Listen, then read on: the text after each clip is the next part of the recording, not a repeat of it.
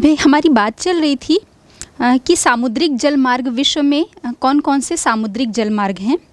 तो इसी में हम अगली कड़ी के रूप में बात करते हैं आज स्वेज नहर के विषय में। यकीन मानिए मनुष्य का एक हम कह सकते हैं कि बड़ा चमत्कार है, और इस चमत्कार के होने के बाद पूरे अंतर्राष्ट्रीय व्यापार ने एक नई ऊंचाइयां छुई हैं, नए रास्ते उसे मिल गए हैं, जिससे हम ये कह सकते हैं कि जो अलग अलग देश हैं अंतर्राष्ट्रीय व्यापार से संबंधित, उन सब के बीच की जो दूरी है उसमें चमत्कारिक रूप से कमी आई है। और ये सारा कुछ संभव हो पाया है स्वेज नहर के बनने से या स्वेज नहर मार्ग के निर्माण होने के बाद। तो यदि हम बात करें कि स्वेज नहर को बनाया क्यों गया, इस मार्ग का निर्माण किस लिए और किसने किया, या हम ये कहें कि इसकी आवश्यकता क्यों महसूस की गई। आप यहाँ पर मैप में देख पा रहे हैं, जब स्वेज नहर का निर्माण नहीं हुआ था तब इसके पहले हमने बात की थी भूमध्य सागरीय हिंद महासागरीय मार्ग के विषय में। इस मार्ग से जो है वो यात्रा की जाती थी, और इसके अलावा जो आपका उत्तमाशा अंतरिप मार्ग है, इन दो मार्गों के माध्यम से जो है यात्रा की जाती थी। कहाँ तक की यात्रा की जाती थी? हम यदि भारत में हैं, भारत के किसी भी कोने में, यदि हम मुंबई में खड़े हैं और हमको जाना है यहाँ से ब्रिटेन, तो जब स्वेज नहर मार्ग नहीं बना था उसके पहले की स्थिति देखिए कि या तो हम भूमध्य सागरीय हिंद महासागरीय मार्ग को अपनाते, तो उसमें भी बीच में जो है आपका अफ्रीका और एशिया महाद्वीप, ये दोनों जुड़े हुए हैं। मतलब भूमध्य सागर अलग था और हिंद महासागर अलग है। उन्हें कौन सा रूट अपनाना पड़ता था? हमें ब्रिटेन से मुंबई जाना है या मुंबई से हमें ब्रिटेन आना है, तो हमें इस पूरे अफ्रीका महाद्वीप को पार करके फिर हिंद महासागर के माध्यम से हम भारत के मुंबई तट पर पहुंचते। तो सोचिए हम कितनी लंबी दूरी की यात्रा करने के बाद वहां तक पहुंच पाते थे। तो ये बहुत आवश्यकता महसूस की जाने लगी, और हम ये कहें तो अतिशयोक्ति नहीं होगी कि हम देखते हैं, हमने पिछले जो जितने भी महासागरीय मार्ग के विषय में बात की उसमें हमने देखा कि जितने भी मार्ग हैं उन सब से जो ये आपका पश्चिमी यूरोप के जो देश हैं वो जुड़े हुए हैं। क्योंकि पश्चिमी यूरोपीय देश क्या करते हैं, पूर्वी देशों से जो है वो कच्चा माल आयात करते हैं अपने पास, और फिर जो तैयार माल का निर्यात जो है वो सभी देशों को करते हैं, विश्व के अन्य सभी देशों को। तो सबसे ज़्यादा विकसित और औद्योगिक रूप से हम कहें कि संपन्न राष्ट्र हैं जितने भी पश्चिमी यूरोप के देश हैं वो, तो इनको सबसे ज़्यादा आवश्यकता महसूस होने लगी। इंजीनियरों ने भी सोचा कि भाई कोई एक शॉर्टकट रास्ता जो है वो होना चाहिए। शासकों के द्वारा भी ये आवश्यकता महसूस की जाने लगी, क्योंकि इस मैप में मैं फिर से कहूँ कि आप देखिए कितनी लंबी दूरी हम तय करके जाते थे पश्चिमी देशों से पूर्वी एशियाई या दक्षिण पूर्वी एशियाई देशों तक पहुंचने के लिए। तो ये आवश्यकता महसूस की जाने लगी कि क्यों ना कोई एक शॉर्टकट रास्ता हो जिससे हम इस लंबी दूरी को शॉर्टकट या कम कर सकें। तो आप देख पा रहे होंगे, फिर लोगों ने सोचा कि ये जो आपका अफ्रीका है और एशिया है ना, इसके एक और ये भूमध्य सागर हम देख रहे हैं, और भूमध्य सागर के बाद इससे लाल सागर की स्थिति आपको दिख रही है। बीच में जो है ये आपका देश है, या हम ये कहें कि स्थल भूभाग से ये जुड़ा हुआ है। तो लोगों ने सोचा कि क्यों ना हम भूमध्य सागर और लाल सागर को के बीच एक रास्ता निकाल लें, जिससे ये जो लंबा रास्ता है या लॉन्ग डिस्टेंस जो है वो हमें पार ना करना पड़े, और हम इस भूमध्य सागर से लाल सागर होते हुए हिंद महासागर के रास्ते पूर्वी एशियाई देशों के पास हम पहुंच पाएं। तब फिर स्वेज नहर मार्ग का निर्माण किया गया।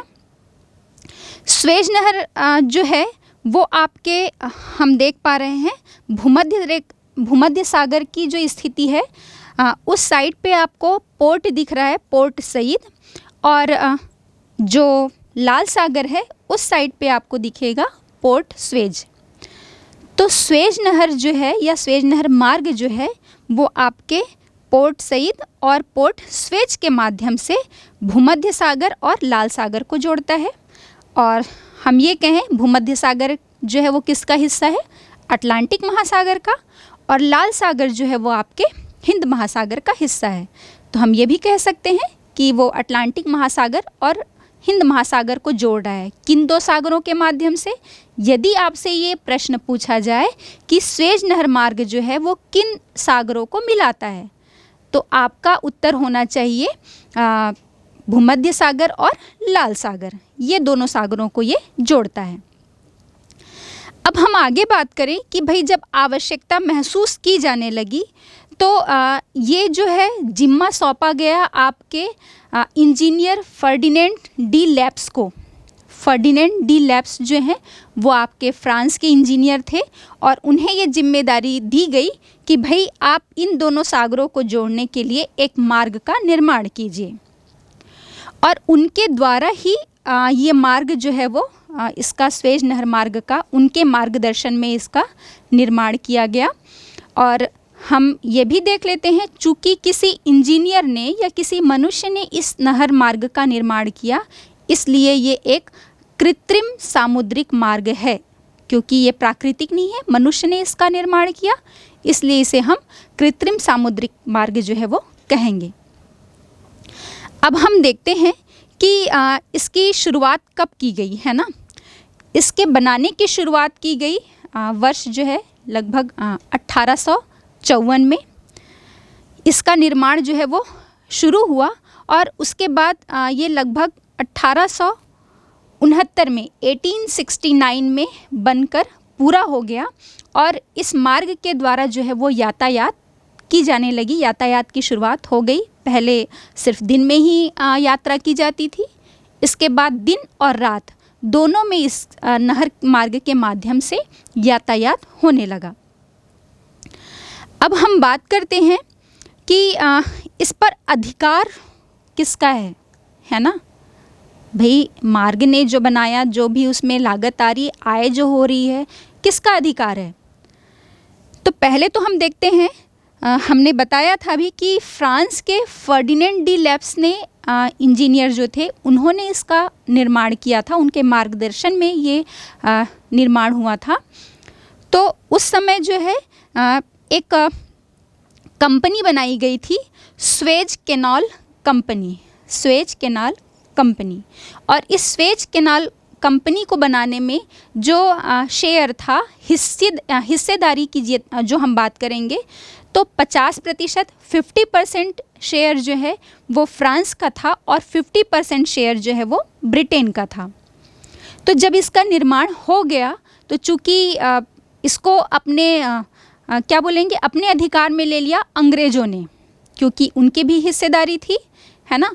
तो उन्होंने उसे जो है अपने अधिकार में ले लिया।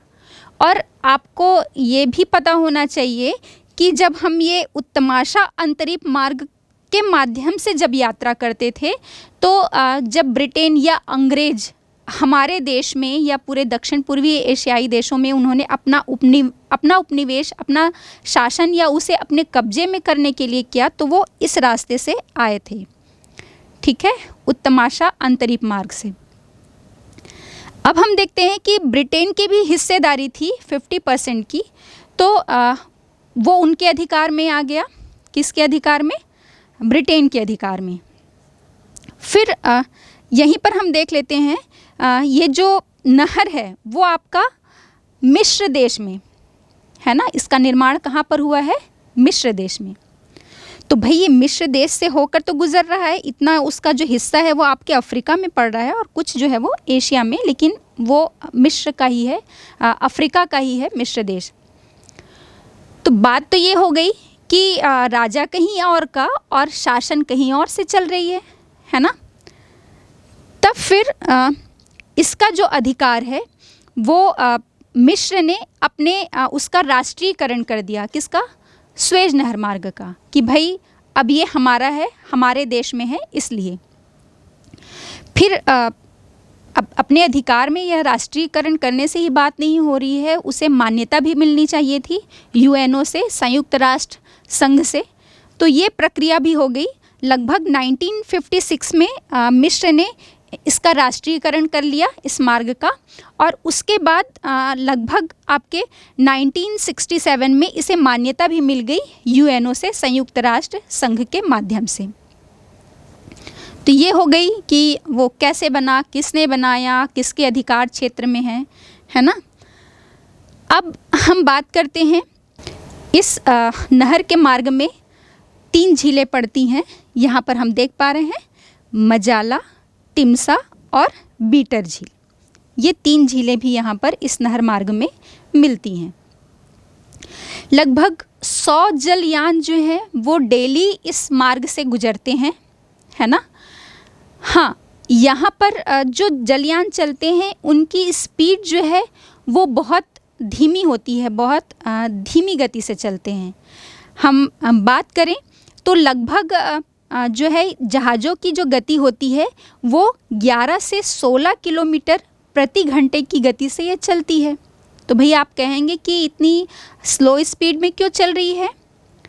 क्योंकि ये थोड़ी सकरी है, और जब इससे कोई जलयान होकर गुज़रते हैं तो वो जो अगल बगल का है ना, आजू बाजू का जो हिस्सा है या जो स्थलीय भूभाग हैं, वो उनको कोई क्षति ना हो, नुकसान ना हो, इसलिए यहाँ पर से जब जलयान गुजरते हैं तो उनकी गति या स्पीड जो है वो बहुत कम होती है, लगभग 11 से 16 किलोमीटर प्रति घंटा। इसीलिए कहते हैं कि इस जल मार्ग को पार करने में लगभग 12 से 13 घंटे का समय लग जाता है। कोई भी जलयान इस मार्ग से गुजर रहा है तो ये पूरा नहर मार्ग पार करने में उसे लगभग 12 से 13 घंटे का समय लगता है। अब हम इसमें देख लेते हैं कि भाई इस नहर की लंबाई, चौड़ाई, गहराई कितनी है ना। तो ये हम देख पा रहे हैं इसकी औसत गहराई, औसत लंबाई की हम बात करते हैं। लंबाई कहीं पर कम ज़्यादा, चौड़ाई जो है वो कम ज़्यादा होगी, गहराई जो है वो कहीं पर कम कहीं अधिक होगी, तो हम औसत रूप में बात करते हैं। इसकी लंबाई है लगभग 165 किलोमीटर, औसत चौड़ाई जो है वो लगभग 60 मीटर है, और इसकी औसत गहराई जो है वो लगभग 10 मीटर है इस नहर की। चूँकि यहाँ पर का जो क्षेत्र था वो एक समतल भूभाग है, इसलिए बहुत ज़्यादा परेशानी नहीं हुई है इस नहर मार्ग के निर्माण में। अब हम देख लेते हैं कि इस नहर मार्ग के बनने से किन किन देशों को फ़ायदा हुआ है, लाभ पहुँचा है। तो हम देख रहे हैं ये अफ्रीका महाद्वीप है, और अफ्रीका महाद्वीप का कौन सा हिस्सा है? पूर्वी। तो पूरे जो पूर्वी अफ्रीकी तटीय देश हैं वो अरब प्रायद्वीप के जो देश हो गए, आपका पाकिस्तान हो गया, हमारा भारत भी शामिल है, बर्मा, म्यांमार, श्रीलंका, बांग्लादेश, इसके बाद हम ऑस्ट्रेलिया, न्यूजीलैंड, ये सारे जो देश हैं इनको फ़ायदा हुआ है या लाभ पहुंचा है इस नहर मार्ग के बनने से, क्योंकि उन्हें इस पश्चिमी यूरोप से इतनी लंबी दूरी की यात्रा नहीं करनी पड़ रही है, और जो भी सामान, माल का या यात्री का जो परिवहन किया जा रहा है वो आपके इसी स्वेज नहर मार्ग के बनने के बाद एक शॉर्टकट रास्ता जो है वो इन देशों को मिल गया। अब हम बात करें भाई कि सबसे ज़्यादा, अब यूरोपीय देश की बात करते हैं। यूरोपीय देश को भी तो फ़ायदा हुआ है, जितने पश्चिमी यूरोपीय देश हैं, क्योंकि यहीं से तो उनका कनेक्शन जुड़ गया। लेकिन यूरोपीय देश में भी हम देखें तो सबसे ज़्यादा फ़ायदा जो है वो ब्रिटेन को हुआ है, क्योंकि ये जो देश है वो पूरे पूर्वी देशों से कच्चे माल का आयात करता है, और अपना निर्यात, जो तैयार माल है उसका निर्यात जो है पूरे आपके इन पूर्वी देशों को या विश्व में सभी देशों को ये करता है। मतलब उसके लिए बहुत बड़ा बाज़ार मिल गया, जिसके लिए शॉर्टकट रास्ता उसने खोज लिया। अब ये बात हो गई कि इन्हें किन किन देशों को फ़ायदा हुआ। इस बात का अंदाज़ा लगाने के लिए हम देख सकते हैं कि कितनी दूरी जो है यात्रा में लगने वाले जो समय है वो कितना कम हो गया और कितने किलोमीटर की दूरी जो है वो अलग अलग देशों में कम हो गई। तो हम देखते हैं मुंबई से यदि लिवरपूल जाए, है ना, तो उस मार्ग के तुलना में आपकी लगभग 8000 किलोमीटर की दूरी जो है मुंबई से लिवरपूल के बीच में कम हो गई।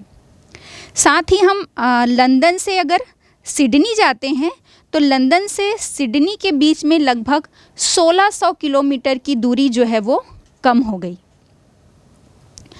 अब बात करते हैं हम, ये तो हो गई दूरी की कि भाई यात्रा में लगने वाला समय भी बहुत कम हो गया और यात्रा की जो दूरी है वो भी बहुत कम हो गई अलग अलग देशों के बीच में।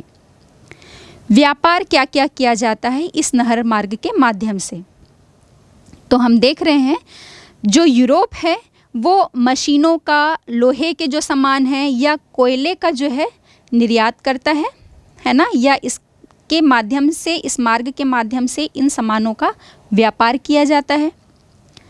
अब पूर्वी देश जो हैं वो पूर्वी देश से खाद्य पदार्थ और कच्चा माल जो है वो निर्यात किया जाता है। यदि हम भारत की बात करें तो भारत से मैग्नीज हो गया, चाय, अभ्रक, ये निर्यात किया जाता है। ऑस्ट्रेलिया से हम देखें तो गेहूँ, ऊन, मांस, ये निर्यात किए जाते हैं।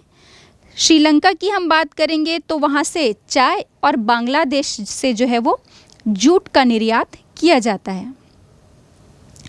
इस मार्ग में पड़ने वाले प्रमुख बंदरगाहों की हम बात कर लें तो जिब्राल्टर है, माल्टा है, स्वेज है, अदन और मुंबई, ये प्रमुख बंदरगाह जो हैं इस नहर मार्ग में पड़ते हैं।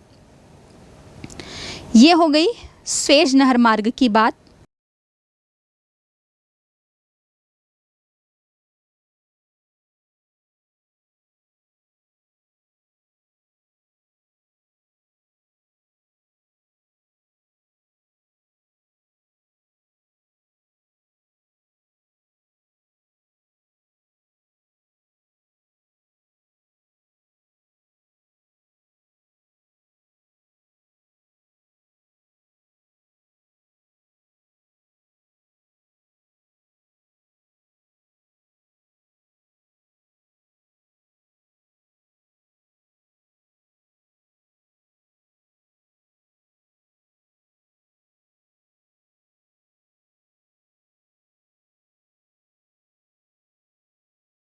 अब हम आगे देखते हैं पनामा नहर।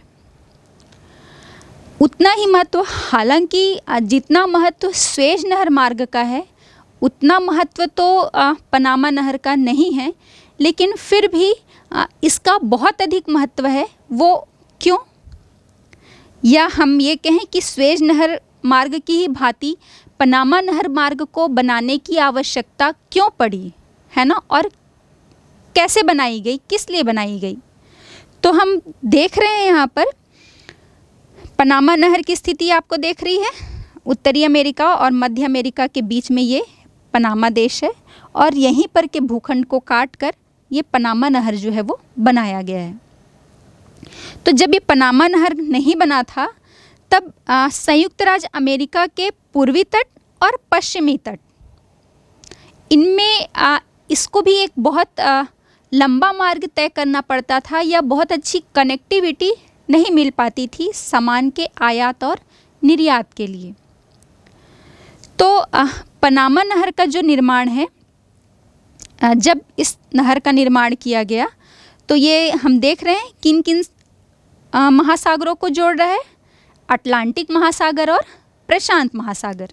उसके एक तरफ पूर्वी क्षेत्र में अटलांटिक महासागर है और पश्चिमी क्षेत्र में जो है वो प्रशांत महासागर है।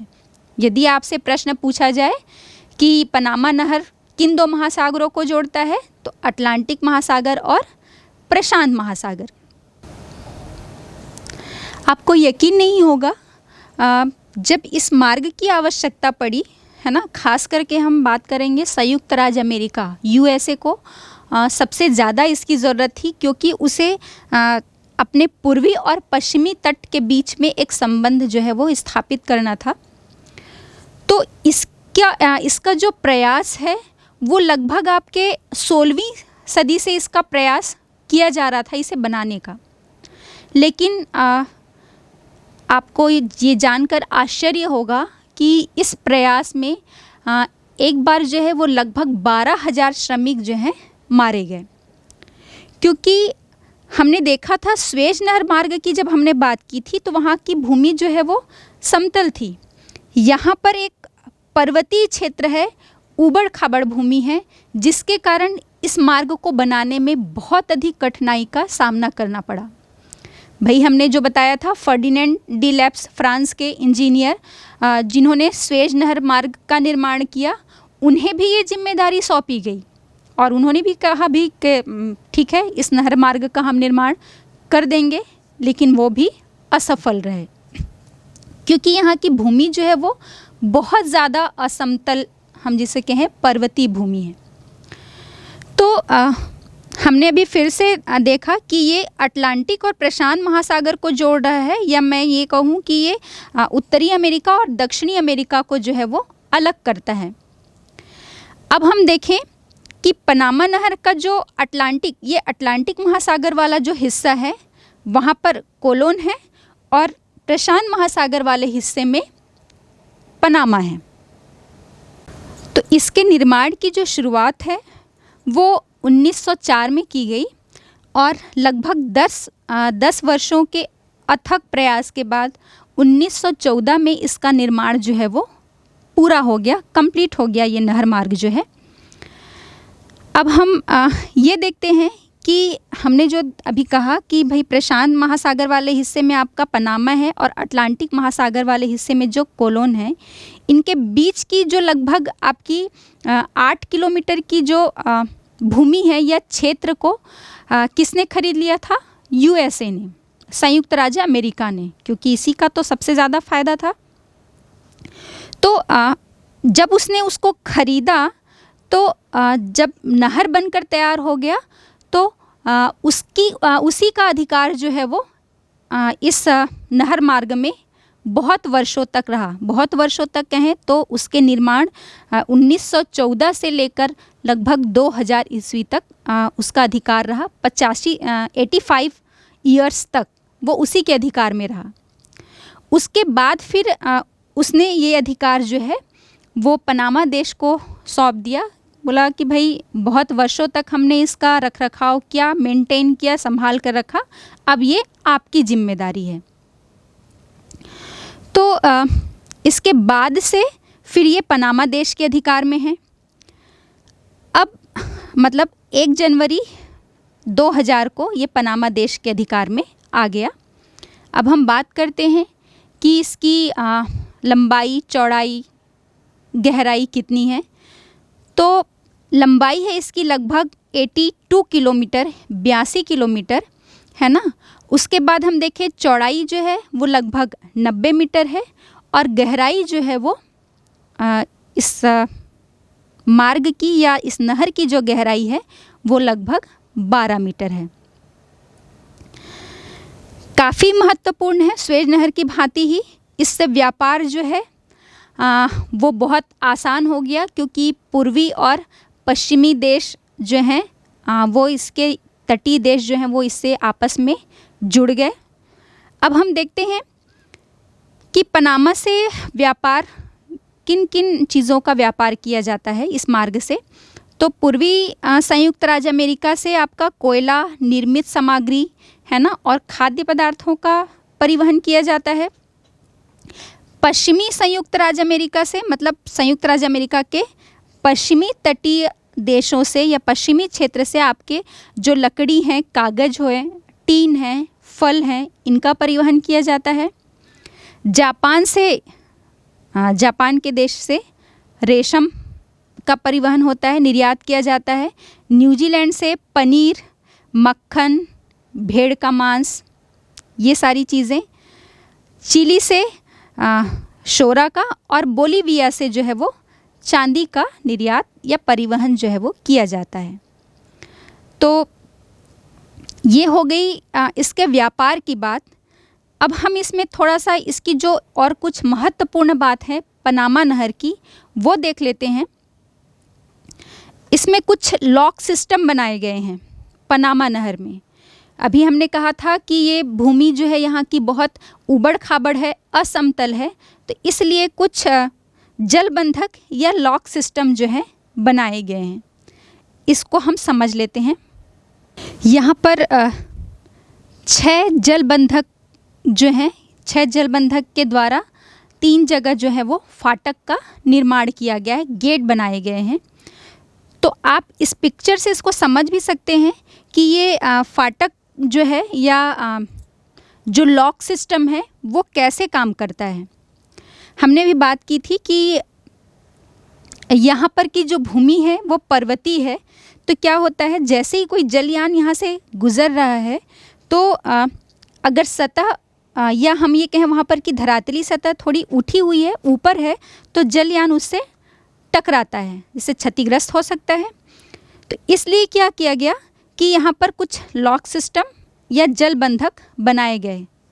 जैसे कि यहाँ पर 3 फाटक हैं। यदि हम अटलांटिक महासागर की तरफ से देखें तो गातून है, उसके बाद पेड्रोमिटक है और उसके बाद फिर प्रशांत महासागर की तरफ मीरा फ्लोर्स है ना।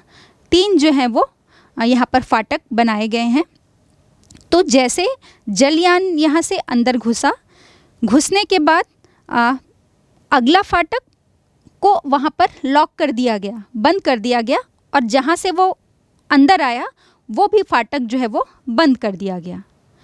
और वहाँ पर उस एरिया में पानी का जो है प्रवाह और भरा जाएगा, पानी भराव किया जाएगा, जल भराव किया जाएगा, जिससे क्या होगा वहाँ पर जल की सतह जो है वो ऊपर आ जाएगी। लॉक है, दोनों तरफ से फाटक बंद है, और अगर हम वहाँ पर जल भराव करेंगे तो पानी की सतह जो है वो ऊपर आ जाएगी। और वो जल कहाँ से भरा जाएगा, कहाँ से लाया जाएगा, वहाँ पर जो पास में स्थित झील है ना। फिर वो सतह ऊपर हो गई। सतह के ऊपर होने के बाद वो जलयान ऊपर आ गया, फिर ऊपर आया, फाटक खोल दिया गया और वहाँ से उसको क्रॉस करा दिया गया। ऐसे ही हर फाटक में किया जाता है, और उसके लिए लॉक सिस्टम जो है वो बनाया गया है, और आप इसे इस पिक्चर से बहुत अच्छी तरह समझ सकते हैं। अब हम ये देखते हैं कि इस मार्ग के बनने से, पनामा नहर मार्ग के बनने से दूरी जो है वो कितनी कम हो गई, कितना फ़ायदा हुआ सभी देशों को, इसे हम इस डिस्टेंस से समझ सकते हैं। जैसे न्यूयॉर्क आपका संयुक्त राज्य अमेरिका का पूर्वी तटीय देश जो है, वहाँ से सैन फ्रांसिस्को पश्चिमी तटीय देश की जो दूरी है वो लगभग 13,000 किलोमीटर कम हो गई। ऐसे ही न्यूयॉर्क से आपके सिडनी की जो दूरी है वो लगभग 6500 किलोमीटर कम हो गई, और वहीं न्यू ऑरलियंस से सैन फ्रांसिस्को की दूरी जो है वो लगभग 9,000 किलोमीटर जो है वो कम हो गई। और हम ये देखें न्यूयॉर्क से वालपैराइजो जो दक्षिणी अमेरिका के चिली का जो क्षेत्र है, वहाँ पर की जो दूरी है वो लगभग 6 किलोमीटर कम हो गई। और सबसे ज़्यादा यदि हम बात करें कि यहाँ से किसको सबसे अधिक फ़ायदा हुआ, तो हम देख ही रहे हैं संयुक्त राज्य अमेरिका का सबसे अधिक फ़ायदा हुआ। और इसके साथ साथ जिन जिन देशों के बीच की दूरी इस नहर मार्ग के बन जाने से दूरी जो है वो कम हो गई, तो वो सभी देशों को इनका फ़ायदा हुआ। या हम ये कहें कि जो आपका स्वेज नहर मार्ग और पनामा नहर मार्ग जो है, उसने अंतर्राष्ट्रीय व्यापार को में जो डिस्टेंस या समय की बचत करके एक नया आयाम जो है वो दिया है। तो ये हो गई समुद्री मार्गों की बात, जिसमें हमने स्वेज नहर और पनामा नहर जो कृत्रिम नहर मार्ग हैं उनकी बात की। अब हम इन 2 नहर मार्गों की तुलना कर लेते हैं।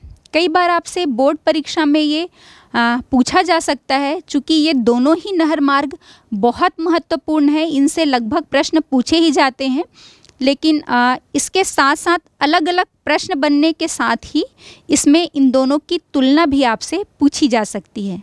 तो आइए अब हम इन दोनों नहर मार्गों की तुलना कर लेते हैं।